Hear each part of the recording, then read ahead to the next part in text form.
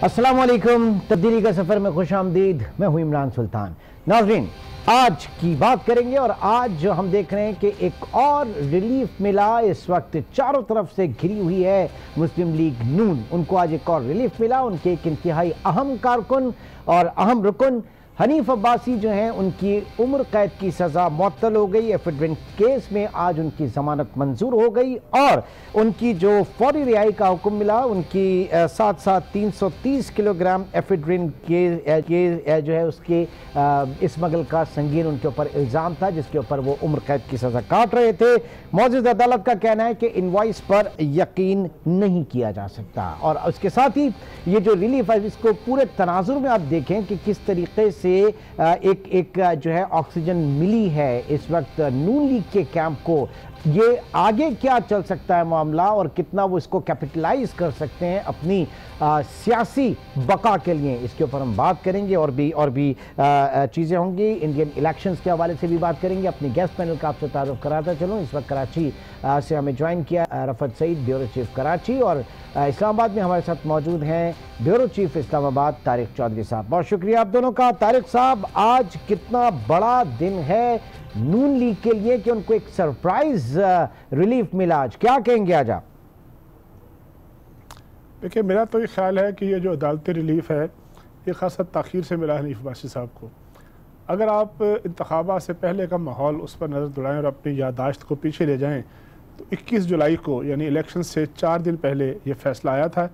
और ये फ़ैसला तमाम दिन की समात के बाद और इंतज़ार के बाद रात गए को तकरीबन 12 बजे के करीब आया था। ये सारी बातें आपको याद होंगी। अब ये भी आपको याद होगा कि ये मामला जो था, ये एफिडेविन वाला, ये 2010 की असम्बली में एक सवाल हुआ, वहाँ से शुरू हुआ और फिर चलते चलते 2011 फिर 13 ये केस मुख्तलिफ मराहल से गुजरता रहा और कई साल चला। ये भी आपको याद होगा कि इस केस की जो ओरिजिनल तारीख थी वो इंतखाबात के बाद गालिबन 2 या 3 अगस्त की तारीख थी। लेकिन फिर ये भी आपको याद होगा कि अचानक एक तारीख मुकर्रर हुई और ये कहा गया कि इस केस का फ़ैसला फ़लाँ तारीख तक सुना दिया जाए। हनीफ अब्बासी साहब गालिबन हाई कोर्ट और सुप्रीम कोर्ट में भी गए थे, लेकिन उनको वहाँ से रिलीफ ना मिला और कहा गया कि ये जो तारीख फ़िक्स कर दी गई है इसी पे फ़ैसला आएगा।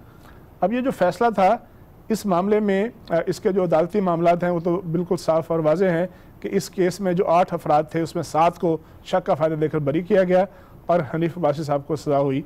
और उन्होंने फ़ौरी तौर पर ऐलान किया था कि वो इसके लिए ज़मानत के लिए कोशिश करेंगे। अब ज़मानत मिलते मिलते उनको 7 माह गुजर गए, यानी जुलाई से लेकर आज तक 7 माह के बाद उनको ये केस जो था वो सुना गया। और जो केस पे बहस हुई, जब जो ज़मानत दी उस पर जो बात की उन्होंने, उस पर तो जजेस हजरात का जो डिविजनल बेंच था उसने बार बार कहा कि ये केस जो है जिस तरह से पेश किया गया, जिस तरह से लड़ा गया, इस केस की जो बुनियाद है वो बहुत कमज़ोर थी, लिहाजा अदालतों ने ज़मानत दी उनको। लेकिन आपको ये याद होगा कि ये और इस तरह के फ़ैसले एक ख़ास माहौल में और एक ख़ास माइंडसेट के तहत उस दौर में एक माइंडसेट बना हुआ था। आपको याद होगा कि हर रोज़ मुस्लिम लीग नून के बड़े बड़े अहम रहनुमा इलेक्शन भी लड़ रहे थे, वो नैब में भी पेश हो रहे थे, वो मुख्तलिफ इंक्वायरीज़ में भी जा रहे थे और साथ साथ इलेक्शन में हिस्सा भी ले रहे थे। हनीफ अब्बासी साहब भी शेख रशीद के मुकाबले में एक हल्के से कैंडिडेट थे और जब वो नाहल हो गए, जब वो उनको सज़ा हो गई तो फिर एक हल्के में तो इलेक्शन ना हो सका और पिंडी के एक दूसरे हल्के में इलेक्शन हुआ जहाँ से शेख रशीद जीत गए। तो मेरा ये ख्याल है कि जिन मसाइल का शिकार अक्सर मुस्लिम लीग नून इलेक्शन के दौरान थी, इलेक्शन के बाद थी और अब तक चली आ रही है, मुझे नहीं पता कि आप क्यों इसको रिलीफ इस तरह से कहते हैं। कल सुबह एक मरतबा फिर हमजा शहबाज ने पेश होना है, ख्वाजा सादर रफीक साहब पेश हो रहे हैं मुसलसल, वो गिरफ्तार भी हैं। शायद खाकान अब्बासी के बारे में कहा जा रहा है कि गिरा तंग हो रहा है, मज़ीद रेफरेंस फाइल हो रहे हैं। शहबाज शरीफ के बारे में कहा जा रहा है कि उन पर जो केसेस हैं वो भी अभी चल रहे हैं, कहीं ज़मानत पर हैं, कहीं वो नैब में तफ्तीश है। तो जिस तरह का माहौल इलेक्शन से पहले था, मुझे तो उस तरह का माहौल नजर आता है। किसी केस में अगर फैसला तो वो मेरिट पर होता है। जिस तरह के कहा गया था जब फैसले आए थे तो उस वक्त सब लोगों ने बड़े दादो तहसीन के डोंगरे बरसाए थे। तो मेरा ख्याल है कि अगर उस वक्त और यकीनन उस वक्त फैसले मेरिट पर हुए थे तो फिर अगर आज फैसले मेरिट पर हो रहे हैं तो अब भी अदलिया का एहतराम उतना ही करना चाहिए जितना आज से 7 माह पहले किया जा रहा था। अगर 7 माह पहले फैसलों को अप्रिशिएट किया जा रहा था तो आज हमें फिर उस पर अप्रिशिएट करना चाहिए और फिर उन पर नहीं करना चाहिए। बिल्कुल, इसमें कोई शक नहीं, इसमें कोई शक नहीं। रफत साहब अप्रिशिएट करना चाहिए। और जाहिर है कि इस बीच में जो पॉलिटिकल स्पेस है, हम तो उस पॉलिटिकल स्पेस को डिस्कस कर रहे हैं। जी रफत साहब क्या कहेंगे? देखिए, हनीफ अब्बासी राब्ता हमारा मुनक़ता हुआ इस वक्त रफत सईद से। एक बार फिर जो है तारिक चौधरी साहब के साथ। तारिक साहब, जो केसेस हैं यकीनन वो मेरिट के ऊपर चल रहे हैं, हम तो बात कर रहे हैं उन पॉलिटिकल स्पेस की जो इस वक्त सियासी जमातें, इसका मतलब है कि अभी भी हॉट वाटर्स में है ओपोजिशन, बिलखुसूस नून लीग जो है वो अभी भी हॉट वाटर्स में, उनके लिए बज़ाहिर कोई ऐसा रिलीफ नहीं है। जी बिल्कुल ठीक कह रहे हैं। देखिए कि अभी भी पीपल्स पार्टी हो या मुस्लिम लीग नून हो, मेन स्ट्रीम बड़ी अपोजिशन जमातें तो यही हैं। तो अगर अदालती मामलात को देखा जाए, अगर केसेस को देखा जाए, तो उनका तो एक तवस्तर है, एक तसलसल है।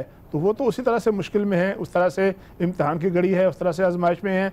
आज एक हफ्ता गुजर गया, बाकी 5 हफ्ते बाकी रह गए, 2 हफ्ते गुजर गए बल्कि, और 4 हफ्ते बाकी रह गए। मियां नवाज शरीफ साहब ने अगर उनका इलाज मुकम्मल हुआ या ना हुआ, और इस दौरान उनका जो केस है उसमें ज़मानत पे फैसला ना हुआ, तो उनको एक मरतबा फिर जाना पड़ेगा। सादर रफीक साहब का मामला है, ख्वाजा आसिफ साहब का मामला इसी तरह है, और अभी कुछ और लोगों के बारे में भी कहा जा रहा है।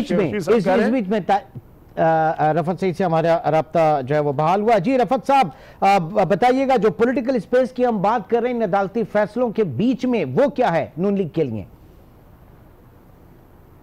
देखिए, नून लीग को खासी मदद मिलेगी अगर हनीफ अब्बासी की जो रिहाई है वो खासी मददगार साबित होगी। क्योंकि आप बताएं, रावलपिंडी में एक मजबूत कैंडिडेट के तौर पर हैं, खासा डिफेंड करते थे। शेख रशीद के लिए मुश्किलात होंगी, क्योंकि शेख रशीद जिस अंदाज की सियासत कर रहे हैं उसमें हनीफ अब्बासी की जो रिहाई है उससे मुस्लिम लीग नून को खासी तक़वियत पहुँचेगी। और फिर इसके साथ साथ जो है, आप आने वाले दिनों में देखिएगा कि जिस तरीके से आज मरियम का एक ट्वीट भी आया, उन्होंने गो के उसमें एक तंज़ ही किया है, लेकिन एक पहली बार जो है उनका ट्वीट जो है वो लोगों ने देखा है। तो इसका मतलब है कि आहिस्ता आहिस्ता रिदम में आ रही है मुस्लिम लीग नून। लेकिन और इसके साथ फिर दूसरी जानिब जो है, पीपल्स पार्टी से जिस तरह के ताल्लुकात इस्तेवार हो रहे हैं, जिस तरह ये खबरें सामने आ रही हैं कि बिलावल भुट्टो जरदारी के लिए उन्होंने अपना जो चैम्बर का 2 चैम्बर है उनके पास कौमी असम्बली में कायदे से इख्तिलाफ की हैसियत से, तो वो बिलावल को भी उन्होंने पेशकश की है कि वो इस्तेमाल कर सकते हैं। तो इससे अंदाज़ा ये होता है कि आहिस्ता आहिस्ता एक दूसरे के करीब आ रहे हैं। अब इसको किस तरीके से ये मटेरियलाइज करते हैं, किस तरीके से आगे लेके चलते हैं, इसका दारो मदार आसिफ अली जरदारी के जो मुकदमा ज़ेर समाअत हैं उस पर भी है कि पीपल्स पार्टी के गिर्द जिस तरह घेरा तंग हो रहा है। तो एक सोच ये भी है कि मुस्लिम लीग नून को रिलीफ मिल रहा है, पीपल्स पार्टी के गिर्द घेरा तंग हो रहा है। तो ये चीज़ें सामने, इससे अभी भी पोजीशन वाज़ेह नहीं हो रही है, क्योंकि बजट आने वाला है, मुश्किलात बढ़ेंगी, खुद तहरीके इंसाफ के लिए मुश्किलात बढ़ेंगी। जो उनके अहदाफ हैं टैक्स के वो पूरे नहीं हुए हैं। आ जाते हैं। लेकिन इस बीच में जो आपने बात की उसको मैं आगे बढ़ाता हूँ। तारिक चौधरी साहब, ये जो रिलीफ है अगेन, उसको अगर हम देखें, और उसके साथ साथ हमने देखा कि प्राइम मिनिस्टर का अपने लोगों से, पार्टी के लोगों से कह रहा है कि नून लीग अब दोबारा हुकूमत में नहीं आती, शरीफ फैमिली अब दोबारा हुकूमत में नहीं आती, और उनके खिलाफ अपने वज़रा को कहा गया है कि वो देखें, चेक करें कि जहाँ जहाँ करप्शन के केसेस हैं सामने लेकर आए, उनके ऊपर नए केसेस बनेंगे। अब जो एंटी करप्शन और साथ ही साथ FIA जो है उसको काफी मुतहर्रिक किया जा रहा है। तो सफबंदी तो वहां पर भी है ना, इस रिलीफ के तनाजुर में हुकूमत काउंटर स्ट्रेटजी तैयार कर रही है अपनी। बिल्कुल दुरुस्त फरमाया। और जो आपने सवाल मेरे से किया था उसका जवाब आपने खुद दिया है। जब एक तरफ प्राइम मिनिस्टर ऑफ पाकिस्तान अपनी मरकजी और सूबाई काबीना के अरकान को यह कहते हैं कि आप फौरी तौर पर बाकी सारे काम छोड़कर मुस्लिम लीग नून की जो करप्शन है उसके सबूत ढूंढें, उसको मंजर-ए-आम पर लेके आएँ, उसको बेनकाब करें, उसको आवाम तक पहुँचाएँ, तो इसका मतलब तो ये है कि कोई रिलीफ का कोई चांस नहीं है। और जो मुस्लिम लीग के लिए मुश्किलात हैं वो तो वैसी की वैसी हैं, और जो हुक्मरान पार्टी है उसकी अज़म में तो कोई कमी नहीं आई, वो तो वहीं के वहीं कायम है। तो फिर ज़ाहिर है कोई रिलीफ वाली बात तो नहीं की जा सकती। आपको याद होगा, मैं तो बार बार ये कहता हूँ कि ये सारा एक तसलसल है, तवातर है। जब इंतखाबात से पहले का माहौल था तो दानियाल अजीज़ साहब को और तलाल चौधरी साहब, दो उनके बड़े पोटेंशियल कैंडिडेट ऐसे थे जिनको इंतखाबी मुहिम के दौरान तौहीन अदालत के मुकदमात का सामना करना पड़ा और वो नाहल हो गए। बहुत से ऐसे लोग थे जो या तो पार्टी छोड़ गए या फिर ये है कि वो इलेक्शन न लड़ सके। तो वो उसी का एक तसलसल है। आज तक कोई ऐसा दिन, कोई ऐसा हफ्ता, कोई ऐसा महीना नहीं जाता जब मुस्लिम लीग नून के या पीपल्स पार्टी के सीनियर रहनुमा जो हैं वो किसी न किसी मुश्किल में या किसी न किसी केस में या तो पेश हो रहे होते हैं या इंक्वायरी का सामना कर रहे होते हैं या तफ्तीश का सामना कर रहे होते हैं और उनका मामला किसी न किसी स्टेज पर होता है। शेख रशीद साहब जो कि अपने तई बहुत बाखबर हैं और जो मीडिया के लोग हैं वो भी उनको बड़े बाखबर समझते हैं, जब वो कह रहे हैं कि 30 जून तक सब जो है वो सफाया हो जाएगा और सब अंदर हो जाएंगे, इस तरह की मिलती जुलती बातें कर रहे हैं, तो फिर ये कहना कि मुस्लिम लीग नून की को रिलीफ मिल रही है, आसानी पैदा हो रही है, मैं इससे एग्री नहीं करता। देखना यह है कि जून के बाद फिर क्या होता है, जब बजट पास हो जाएगा या पेश हो जाएगा तो फिर वो माहौल ऐसा होगा जिसमें देखा जाएगा, फिर हम ये बात कह सकेंगे किसको रिलीफ मिली है। बिल्कुल बिल्कुल बिल्कुल बजा आपका तज्जिया। और उसके साथ साथ सूरत हाल भी यही है कि इस वक्त यकीनन पेश हो रहे हैं, तफ्तीश हो रही है, सजाएं नहीं मिल रही, लेकिन जिनको सजाएं मिल भी रही हैं तो उनकी सजाएं मुअत्तल हो रही हैं। बहरहाल रफत सईद, इस वक्त पंजाब के ऊपर जरा फोकस करें क्योंकि एक जो बेस कैंप है जो पूरा का पूरा नून लीग का वो वहीं पे है। ऐसे हालात में अगर पॉलिटिकल स्पेस मिलती है, सांस लेने की स्पेस मिलती है मुस्लिम लीग नून को, तो आप समझते हैं कि बुज़दार साहब के लिए प्रॉब्लम हो सकती है, पंजाब में कोई तब्दीली जो है वो सामने आ सकती है। और साथ ही साथ जब वज़रा को ये कह दिया गया कि आप फोकस इस वक्त करें करप्शन केसेस निकालने में, तो कारकर्दगी में तो वैसे ही इस वक्त पीटीआई जो है उसके ऊपर बड़ा सवालिया निशान है। ये चीज और कितना दूर कर देगी डिलीवरी से? इमरान, मैं आपकी बात नहीं सुन पा रहा क्योंकि आप शोर और वापस आवाज आ रही है मुझे। अगर इसको जरा बेहतर बनाते हैं तो कोई आवाज मुझे।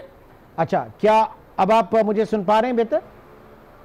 जी, अब मैं सुन पा रहा हूं। ठीक, बात यह है कि इस वक्त जो वज़रा को कहा गया पंजाब में कि वो फोकस करें करप्शन के केसेस निकालने में, तो ऐसे में उनकी तमाम तर तवज्जो कारकर्दगी से जो डिलीवरी जो कि इस वक्त ऑलरेडी नहीं है, कितना पीछे हट जाएंगे, ये बैकलॉग कितना आ जाएगा कारकर्दगी का जो आगे एक प्रॉब्लम कर सकता है।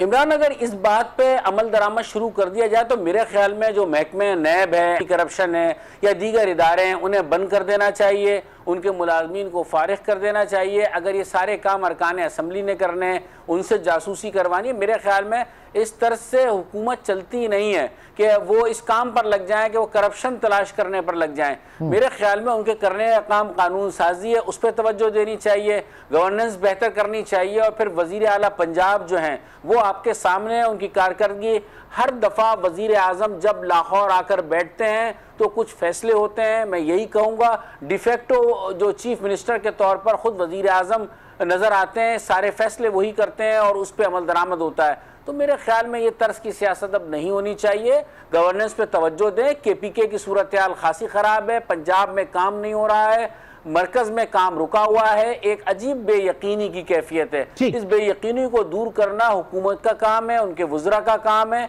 और वो अपने काम को अगर फोकस करें तो मेरे ख्याल में ये हिदायत ना देना पड़े कि अरकान असेंबली करप्शन तलाश करने पर निकल पड़े। ठीक है, अरकान असेंबली अगर करप्शन तलाश करने पर निकल पड़ेंगे तो फिर क्या होगा? पंजाब बैकलॉग आ जाएगा इस वक्त, क्योंकि जो डिलीवरी है, जो गुड गवर्नेंस है वो इस वक्त नज़र नहीं आ रही जो आवाम के सामने, और जिस पे कहा यह जा रहा है कि अब ये जो एक कोई सिमत ज़रूर देना है, जिसकी कल जरदारी साहब ने भी जो है निशानदेही की और कल से पहले तारिक चौधरी साहब भी कर चुके हैं। एक बार फिर उसको डिस्कस करेंगे लेकिन एक छोटे से ब्रेक के बाद।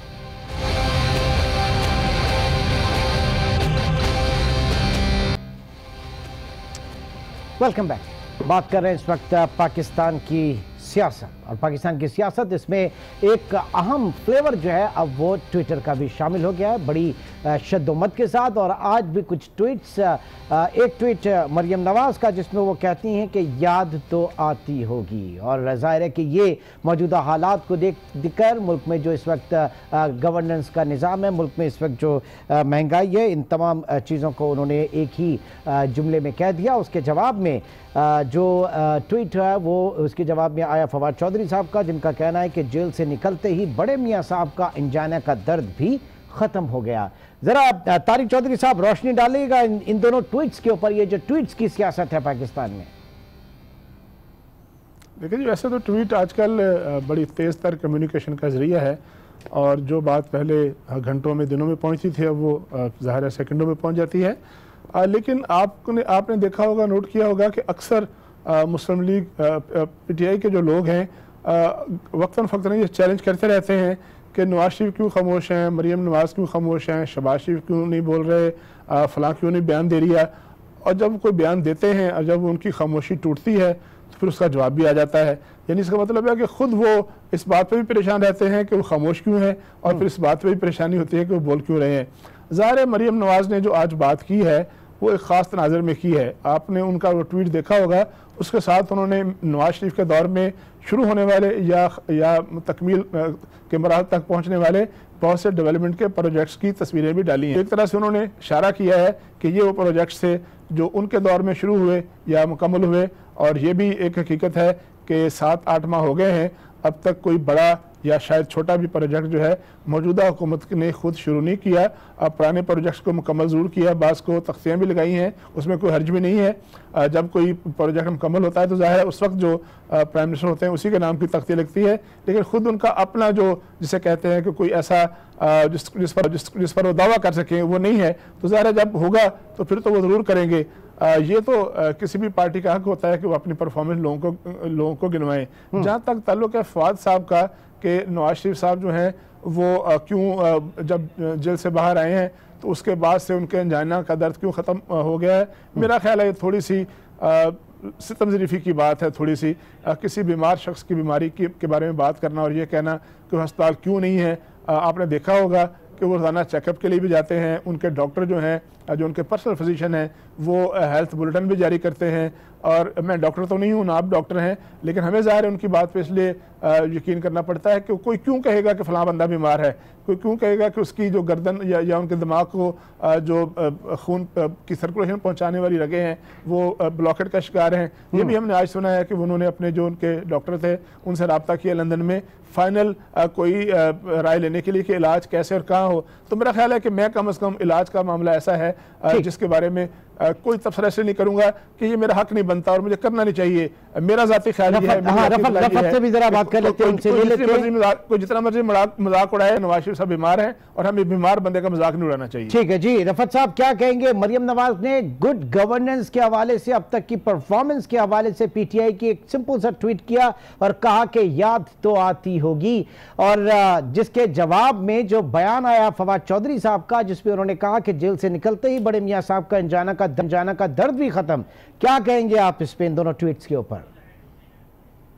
देखिए इमरान, इस वक्त मुल्क जो है ना एक मुश्किल सूरत हाल से दो चार है, उसमें इस किस्म की बयानबाजी छेड़छाड़, मेरे ख्याल में अगर इस वक्त मरियम ये ट्वीट ना करती तो कोई फर्क नहीं पड़ता था, क्योंकि एक रिलीफ मिला हुआ है, मियाँ साहब बीमार हैं जैसे अभी तारिक भी कह रहे थे, उनका इलाज भी हो रहा है। तो मेरे ख्याल में इस मौके पे इस किस्म की, और फिर आपको पता है कि तहरीक इंसाफ में तो भरमार है फौरी तौर से जवाब देने वालों की, ट्वीट का जवाब देने वालों की भी, बयानात का जवाब देने वालों की भी, और फिर वो अपने तर्ज की और अपने तर्ज की बड़ी निराले किस्म के जवाबात होते हैं। और जिस तरह के खुद आज फवाद चौधरी ने ये बयान दिया है, आपने खुद अंदाजा कर लिया। तो मेरे ख्याल में इन चीज़ों से ग्रेस करके तवज्जो देनी चाहिए। मैं फिर कहूँगा गवर्नेंस पर आवाम को बहुत मुश्किलात दरपेश आ रही हैं, अवामी मसाइल सब उठाकर खड़े हुए हैं। आने वाले दिनों में जब IMF के सारे मामला हो जाएंगे, जो बहरान आएगा उसका अंदाजा, क्योंकि आप मईशत पर एक नजर रखते हैं, आपको अंदाजा होगा, आपकी मुलाकातें भी होती होंगी कि कितनी मुश्किल सूरत हाल आने वाली है। और फिर इसका एक अंदाजा आपको रमजान में हो जाएगा कि जो आसमान से बातें करती हुई कीमतें होंगी, लोग वाकई बिलबिला उठेंगे, लोग वाकई चीख उठेंगे, चीखें वाकई निकलेंगी आवाम की, लेकिन वो महंगाई से निकलेंगी, वो बेरोजगारी। लेकिन रफ़त साहब मसला ये है ना कि जब पीटीआई के लोगों से ये पूछते हैं सारी चीजें, गुड गवर्नेंस के हवाले से बात करते हैं कि 8 महीने हो गए, अब आप बताइए आपकी क्या कारकर्दगी है, तो वो हर चीज का जो है वो जिम्मेदार, इस मुल्क में जो कुछ भी हुआ उसका जिम्मेदार सिर्फ और सिर्फ पिछली हुकूमत को करते हैं। वो पिछले 8 महीनों में अपनी कारकर्दगी बताने पर तैयार नहीं है। हाँ, ये जरूर कहते हैं कि हम अच्छा कर रहे हैं, लेकिन जितना बेड़ा गर्क किया है वो पिछली हुकूमत ने किया है। ये तर्ज सियासत कब तक चलेगा? 4 महीने बाद बाबा आपको एक साल हो जाएगा पूरा, क्या पूरा साल आप यही बातें करते रहेंगे? इमरान, इन चीजों से अब काम नहीं चलेगा, अब जवाब भी देने होंगे और परफॉर्मेंस भी दिखाना होगी। एक चीज मैं यहाँ पर जरूर कहूंगा कि कराची के साथ जो एक नाइंसाफी वाली बात है वो ये भी है कि आज ये खबर भी जिस पर डिस्कस हो रहा है बहुत सारी जगहों से, वो आई भी कि KPT में मुलाजमतें आई, लेकिन उसमें कराची का कहीं पे भी नहीं है। अंदरूनी सिंध का कोटा है और पाकिस्तान के दीगर सूबों का है। आप बताएं जो उसके उनका ताल्लुक इसी सूबे से, अली जैदी का कराची से ताल्लुक है, तो लोगों में एक मायूसी भी साथ साथ आ रही है। जवाब नहीं बन पा रहा, जवाब है मतलब वो जो तब्दीली की जो बात करते हैं, कोटा सिस्टम से हटी नहीं है वो तब्दीली। वो जो शहरी और हमारी देही वाली जो तफरीक चल रही थी वो बदस्तूर अपनी जगह पे मौजूद है। अब उसकी वजूहात नहीं पता कि क्या वजूहात हैं इन चीज़ों की, कि वो कराची कहीं पर भी नज़र नहीं आता और मुलाजमतें जो हैं कराची वालों के लिए नहीं है। और जब ये एहसास से महरूमी बढ़ेगा तो आपको खुद अंदाज़ा है कि क्या सूरत हाल होगी, किस तरह के मामलात होंगे। इसमें MQM उनकी इत्तेहादी जमात है, उसको भी इस पर आवाज़ उठानी चाहिए। और फिर आपने बात की कि वज़रा जो हैं अभी तक माजी की हुकूमतों पर इल्ज़ाम देते हैं। मेरे ख्याल में अब आने वाले जो चंद महीने हैं उसमें लोग इस बात को मानने के लिए आमादा नहीं होंगे कि ये माजी की हुकूमतों का कसूर है या माजी में जो कुछ होता रहा। अब जवाब देना होगा, परफॉर्मेंस देना होगी, वरना उसके बाद जो सूरत हाल है खासी ख़राब होगी। और आने वाले दिनों में फिर आप ये कह सकते हैं कि जब गवर्नेंस पे सवालात उठेंगे तो फिर तब्दीली की बात भी आएगी, फिर तब्दीली दूसरी तरफ भी जा सकती है, दूसरी किस्म की तब्दीली पे भी लोग गौर करेंगे। और बातें होने लगी हैं इन हाउस तब्दीली और इस तरह की बातें। मेरे ख्याल में मैं से ये नहीं कहूँगा कि इन हाउस तब्दीली होने वाली है, लेकिन ये सब बातें आने वाले दिनों में होंगी जब जवाबात नहीं होंगे हुकूमत के पास। हुकूमत को जवाब देना होगा, चाहे वो महंगाई के हवाले से हो, चाहे IMF से जो मुआहदे के नतीजे में जो सूरत हाल बन रही है उस पर हो, या जो मुल्क में जो इक़्तिसादी सूरत हाल है उस पर हो, या जो भारत के साथ ताल्लुकात हैं और उसमें जो बातें सामने आ रही हैं इमरान खान के बयान को लेकर, इन सब बातों के जवाब देना होंगे वज़ीर आज़म इमरान खान को। तारिक साहब को यही सूरत हाल है, सवाल गंदुम जवाब चना। कम से कम आज हम्माद हज़र साहब की जो प्रेस कॉन्फ्रेंस थी वो कुछ इसी तरह की थी। ये क्या कहेंगे, ये मतलब फिर अगेन 8 महीने हो चुके हैं, अभी तक कोई अपनी परफॉर्मेंस जो है वो नहीं बताई जा रही, पिछली हुकूमतों का रोना जो है वो बस रोया जा रहा है। मैंने तो इमरान पहले भी अर्ज किया था कि ये जो वावेला था और ये जो एक बड़ी मनफी तस्वीर पेश की थी मैशत की, वो शायद एक प्लानिंग का हिस्सा था। मकसद शायद इसका ये था कि फौरी तौर पर लोगों में मुतालबात कोई ना आए सामने और इस दौरान जो है कुछ चीज़ों को मैनेज कर लिया जाए। लेकिन उसका उल्टा नुकसान ये हुआ कि सरमाया जो है वो फरार हो गया, सरमायाकार खौफजदा हो गया। आपने आज पढ़ा होगा अखबारात में कि 3 साल पहले की पोजीशन पर चली गई है हमारी स्टॉक एक्सचेंज, और ये वो स्टॉक एक्सचेंज है जिसके बारे में आप मुझसे ज़्यादा जानते हैं कि 2018 में इसके बारे में पेशीन गोई की गई थी कि ये एशिया की गालबन 5 बेहतरीन और 5 टॉप स्टॉक एक्सचेंज। सर उससे पहले दुनिया की बेहतरीन परफॉर्मेंस स्टॉक एक्सचेंजेस में रही है 2016-17, उससे पहले रही 52 या 53,000 पॉइंट्स तक पहुंच गई थी, जो कि कल, आज का मुझे फ्रेश पता नहीं है, लेकिन कल वो 35,700 कुछ पर थी। 6 खरब रुपया कहा जाता है 10 दिन में डूब गया है। अब ये वो तस्वीर है जो पेश की थी। अब आज भी एक मरतबा फिर जो कुछ दिन पहले कहा था, जिससे मैं कहता हूं कि ये जो रुपया की कीमत वाला मामला है ये शायद इंटेंशनल है। आज हमादर साहब ने फिर ये कहा कि जो इस वक्त जो रुपया की एक्सचेंज रेट है वो इसकी वैल्यू के बराबर है, इसकी वैल्यू के बराबर है। यानी उनका ये ख्याल है कि रेशनलाइज्ड है। यानी अगर मुझे सागडार के दौर में 100 रुपये का $1 मिलता, $1 के 100 रुपये मिलते थे, तो अगर आज 142 मिल रहे हैं तो इसका मतलब है कि उनके बकौल आज मैं फ़ायदे में हूँ, कल नुकसान में था। ये दुनिया की पहली मंतिक है। अच्छा, फिर दूसरी एक और बात, अभी रफत ने भी कहा और आपने भी कहा कि ये कह दिया जाता है कि पिछली हुकूमत ने बेड़ा गर्क कर दिया। मैं क्रिकेट की मिसाल देता हूँ। इसका मतलब ये है कि अगर किसी वजह से ओपनिंग बैट्समैन 0 पर आउट हो जाए और हर बैट्समैन कहे जी कि मैंने इसलिए 0 पर आउट होना है क्योंकि मेरे से पहले बैट्समैन जो था वो 0 पर आउट हो गया है, लिहाजा मेरी कोई जिम्मेदारी नहीं है। भाई अगर आपसे पहले की हुकूमत नाकाम थी, उसने काम नहीं किया, तो आपने काम क्यों नहीं किया? आप कहीं से आगाज करके दिखा दें, आप लोगों को दिखा दें कि मैंने तो चौके छक्के मार लिए हैं, पिछले नाकाम हो गए थे। तो अगर आप ये कहें कि मैंने भी 0 पे आउट होना है, तो फिर लोग ये कहेंगे कि उनमें और आप में तो फर्क कोई नहीं है। तो मेरा ये ख्याल है कि ये बात करके वो अपना नुकसान खुद कर रहे हैं और ये बता रहे हैं लोगों को कि उनके पास प्लान नहीं है, उनको ये नहीं करना चाहिए। ये चीज़ उनकी अपनी जमात के लिए, अपनी पॉलिटिक्स के लिए, अपनी उनकी कीमत मिली के लिए मुनासिब नहीं है।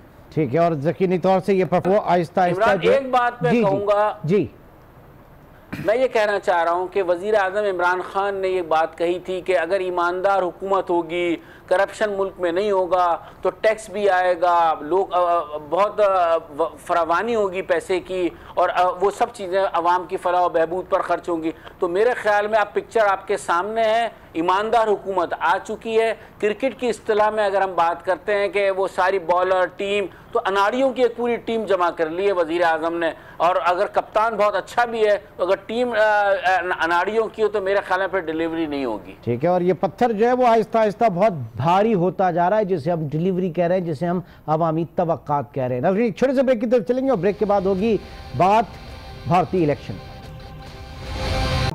का, जो दुनिया के सबसे बड़े इलेक्शन माने जा रहे हैं। 90 करोड़ अफराद जो है आखिर राय दही इस्तेमाल करेंगे, और इन इलेक्शन के साथ ही हम देख रहे हैं कि खुद भारत की अपनी शनाख्त जो है वो दांव पर लग चुकी है, क्योंकि इस इलेक्शन में जो मशीनें इस्तेमाल की जा रही हैं उसमें मशीन पर हाथी पे अगर आप क्लिक करेंगे, दबाएंगे बटन को, तो वो वोट जो है वो जाके कास्ट हो रहा है फूल को, और फूल जो है वो इंतहा पसंद भारतीय जनता पार्टी का, बीजेपी का निशान है। तो इसका मतलब है कि इंतहा पसंद भारत बमुकाबला सेक्युलर भारत, ये एक अब वहां बहस छिड़ गई है। जीत किसकी होगी, क्या रुझान आगे चलेगा, इसी को लेकर डिस्कस करेंगे। ताजिक चौधरी साहब, क्या इस वक्त खबरें आ रही हैं और क्या इस वक्त सिमत दिखाई दे रही है इंडियन इलेक्शंस की? देखिए, जो कि बड़ा लंबा इलेक्शन होता है, भारत में 7 मराहल में है।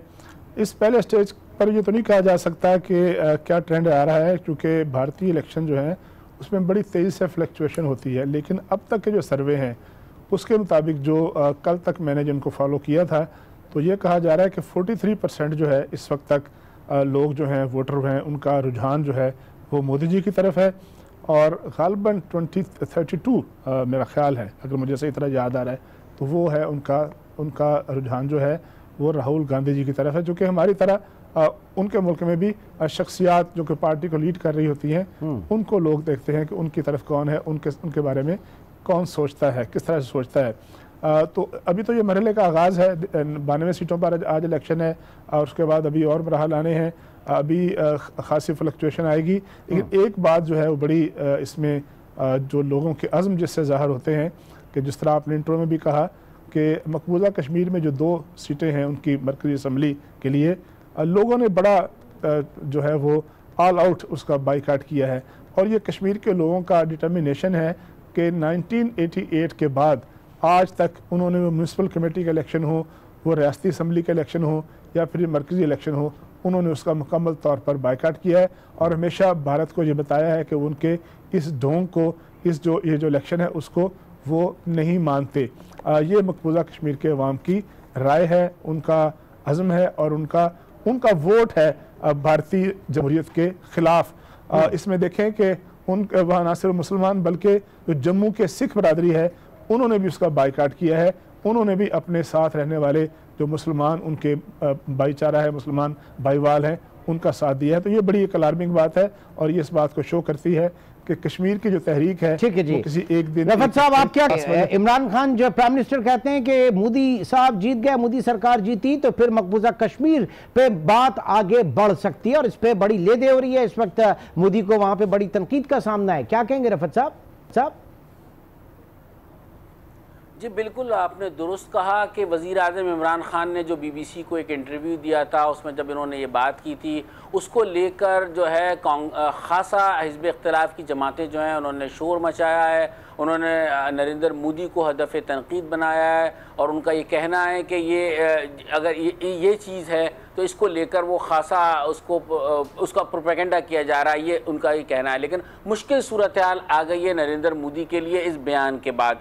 लेकिन इसके साथ साथ जो कश्मीर का मसला है, और जो कश्मीर की जो हम बात पहले भी कर रहे थे कि वहाँ बिल्कुल लोगों ने बाइकाट कर रखा है, और जो 370 और 35A को ख़त्म करने के हवाले से लेकर जो एक बात हो रही है, उस पर जो उनके अमित शाह जो हैं बीजेपी के सदर हैं, उनका ये कहना है कि जो कांग्रेस है ये दहशतगर्द तंजीमों की मदद कर रही है। ये बयानात इस तरह के सामने आ रहे हैं इसको लेकर। लेकिन आप देखें कश्मीरी इस बात पे बिल्कुल मुत्तफिक हो चुके हैं, ना वो वोट डालने के हक में हैं। और इस इंतखाबात के बाद आप देखिएगा कश्मीर की सूरत हाल और ख़राब होगी। वहाँ के लोगों में जो एक तासुर है जो भारत के हवाले से, वो और उभर कर सामने आएगा और आने वाले दिनों में अब बात बहुत आगे निकल जाएगी। और मेरे ख्याल में यही प्रोपेगेंडा भारत की तरफ से किया जा रहा है। यकीनन सूरत हाल जहाँ जा रही है, जो क्या सूरत हाल है वहां पे कश्मीर के इश्यू को बैक बर्नर पर रखना अब मुमकिन नहीं होगा। बहुत बहुत शुक्रिया रफत सईद और तारिक चौधरी साहब, आप प्रोग्राम में शरीक रहे। नाज़रीन, आज के प्रोग्राम से अब तक इतना ही। इंशाल्लाह आपसे कल मुलाकात होगी। अपना बहुत ख्याल रखिएगा। अल्लाह हाफिज।